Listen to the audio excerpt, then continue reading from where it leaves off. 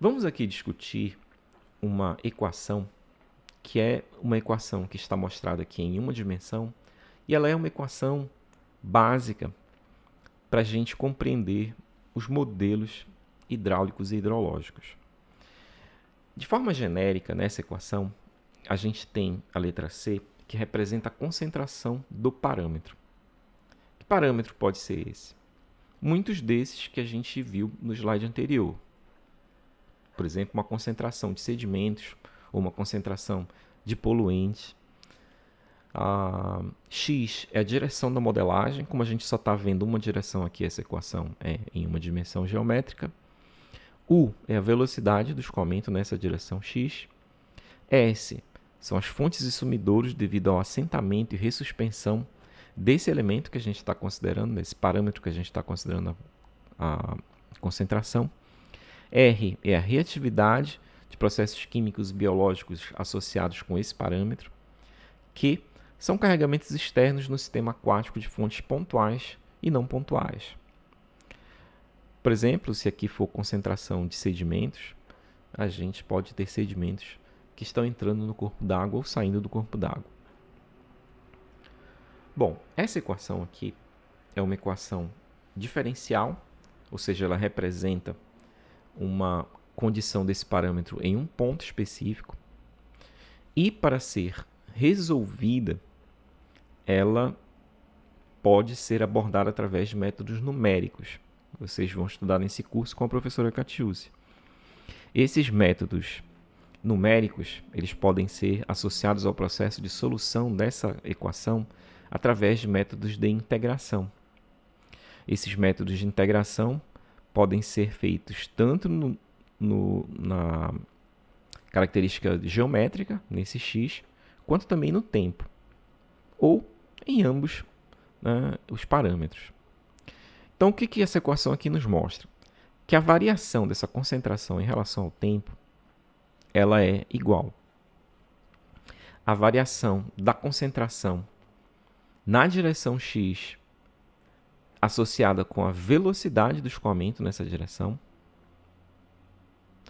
a variação da concentração desse elemento com relação a parâmetros de difusão, então esse D aqui, apesar de eu não ter colocado aqui na lista, mas ele está associado com o coeficiente de difusão, mais cada um desses termos aqui associados com fontes, carregamentos externos e internos e reatividade.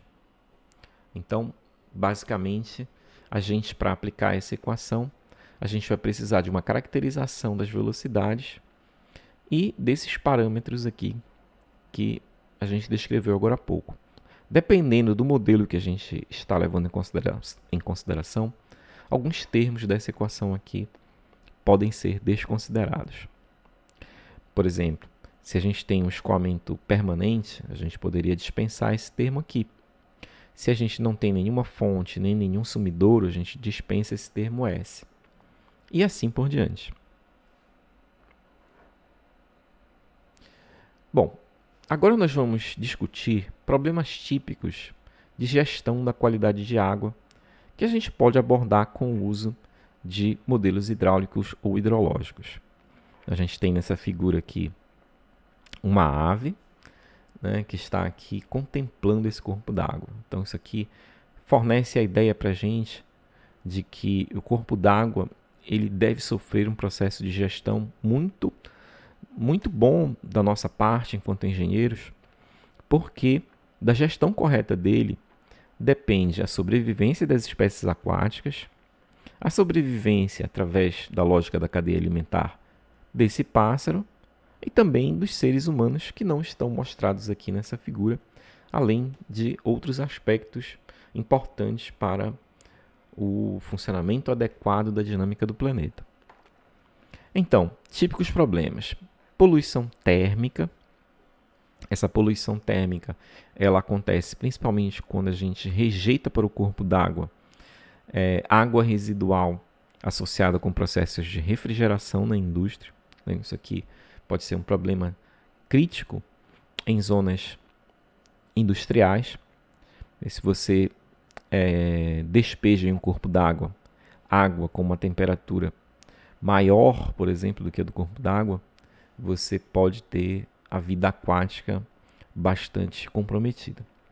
Sedimentação. Esse problema de sedimentação é um problema muito corriqueiro nas áreas urbanas, principalmente naquelas regiões portuárias. Então, a sedimentação ela pode levar à mudança com o passar do tempo das características de zonas costeiras, que podem não ser tão interessantes para o uso que se planeja fazer dessas áreas. Por exemplo, se a gente tem um porto, o processo de sedimentação nesse porto, ele normalmente não vai ser benéfico, porque ele vai prejudicar a navegabilidade do porto. A eutrofização, que ela está ligada com o excesso de nutrientes no corpo d'água. Esse excesso de nutrientes ele dispara uma série de eventos em cadeia, por exemplo, crescimento de algas, crescimento de vegetação, que pode levar também a um desvio de uso, de qualidade de uso daquele corpo d'água pelos seres humanos ou pelos outros componentes, né, da vida que fazem água daquele corpo d'água, que fazem uso daquele corpo d'água. Baixas concentrações de oxigênio dissolvido. Então isso daqui tem também diretamente relacionado com a questão da qualidade da água do corpo. Acumulação de materiais tóxicos no leito do sedimento, principalmente no leito de sedimento, né? Principalmente devido a processos de contaminação, né? Devidos até mesmo a acidentes pontuais. Bom, quando a gente agora discutiu, né, os aspectos da utilidade da gente trabalhar com modelagem, a gente vai ver alguns tipos de modelos que vão nos ajudar a pensar em como é que funciona um modelo hidráulico ou hidrológico. Então, primeiramente, a gente vai analisar o que acontece nesse endereço, onde a gente vai ter condição de usar esse programa de simulação online. Então vamos lá, vamos acessar esse endereço. Pronto. Então aqui a gente tem nessa página um programa que a gente pode executar online de simulação de dinâmica dos fluidos. A gente viu agora há pouco que a caracterização da velocidade do escoamento é um parâmetro importante para a gente estudar os nossos modelos, né? Para a gente usar os nossos modelos. Então aqui a gente tem diversos aspectos com relação à modelagem que já podem ser introduzidos. Então a gente tem aqui uma série de possibilidades de configuração que a gente vai experimentar. Então, primeiramente, né, a gente tem aqui malhas. Então a gente tem malhas mais grossas, malhas mais finas. Vamos pegar aqui uma malha intermediária. A gente tem aqui a possibilidade de resetar o fluido, possibilidade de executar passo a passo, possibilidade de iniciar a simulação. Aqui a gente controla nesse parâmetro a velocidade do fluido. Nesse parâmetro a gente controla a viscosidade dele. E aqui a gente pode definir barreiras para influenciar no escoamento. Aqui a forma das barreiras. E aqui a gente pode limpar as barreiras. Nesse outro parâmetro, a gente pode controlar como que são plotados os resultados. Aqui a gente controla o contraste na tela, a animação, a velocidade da animação, se a gente quer uma animação rápida ou não, a mais rápida, né? E aqui a gente pode mostrar traçadores, linhas de fluxo, forças nas barreiras, sensores, né, que a gente vai poder deslocar aqui, assim como mostrar, né, ou não dados específicos. A gente vai ver alguns desses aspectos aqui e depois você com calma verifica, né, na sua casa mexendo nesse simulador. Então vamos resetar aqui tudo e a gente vai desenhar essas barreiras aqui. Pronto. Agora eu vou desenhar barreiras. Estou colocando aqui uma barreira. Coloquei aqui 3 barreiras diferentes. E a gente está vendo aqui o fluido escoando em torno delas.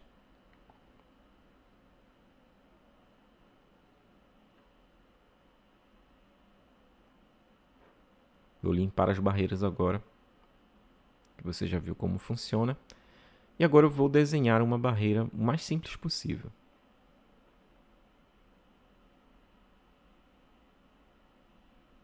Pronto.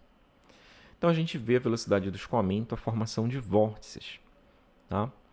Essa malha que a gente está usando é uma malha 200 por 80. Em termos de modelagem, quanto mais fina for essa malha, maior é a qualidade dos resultados. Então, por exemplo, eu vou colocar aqui uma malha bem grossa. E vou fazer aqui um desenho novamente. Então a gente está vendo aqui como é que o resultado, né, ele mudou bastante.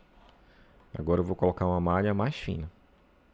E a gente verifica que a gente tem então aqui já um resultado que é de uma natureza diferente. Note que quando a gente colocou agora essa malha mais fina, a gente tem uma velocidade aqui da simulação que também é alterada, né? Então a gente tem um custo computacional que é mais intenso. Então, devido a isso, a gente tem a simulação que fica um pouco mais pesada. Eu vou voltar aqui para aquela resolução 200 por 80, que é uma resolução que permite que a gente veja bastante coisa interessante. Bom,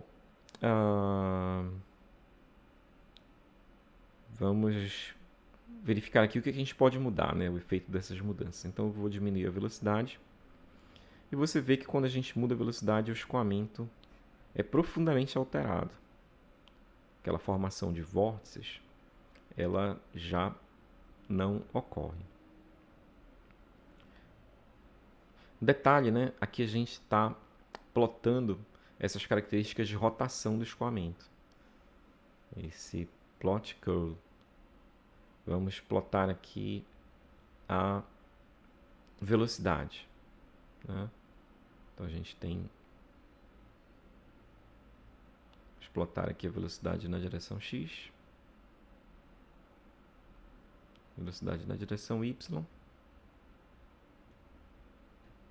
E aqui a densidade. Bom, vou voltar aqui para o rotacional. A gente pode mostrar traçadores. Esses traçadores aqui é como se a gente estivesse colocando partículas no escoamento, né? Elas estão se misturando aqui no escoamento. A gente, com isso, pode avaliar, por exemplo, o grau de possibilidade desse escoamento aqui sofrer mistura.